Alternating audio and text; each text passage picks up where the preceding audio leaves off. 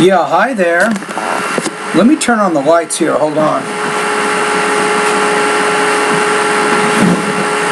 Okay, let's take a look at your email. So, you're asking me a question, Andres, about the reflection part of our first multi-draft writing project. So your question is, and I'm going to look at the syllabus too, and we can kind of get on the same page here. You say, do I pick one article and talk about it? Do I use all three in my reflection? I would say reflect on your whole process. That means all three of your articles along with the letter. And let's take a look at each part here. So for A, you don't really have to look at the articles exactly to answer this question. You're thinking about the two discourse communities in a general sense. For example, the academic community of writing, along with the community of subscribers at the San Bernardino Sun Online.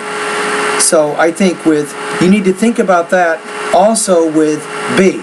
So both A and B, you don't have to look at the specific articles to answer that question, but think about the discourse communities in general. Now when you get to C, it's asking you about the letters, so it's definitely asking you about part 2. I would say D, it's asking you again about the two discourse communities. So think about your process of writing parts 1 and 2, right? And you have to think about, in the first part of a writing assignment, you're doing more formal academic writing, a summary along with analysis, right?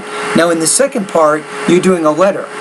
Now, you have to think about this. When you're reading our textbook, and then when you're reading articles online at thesun.com, which one do you feel more a part of?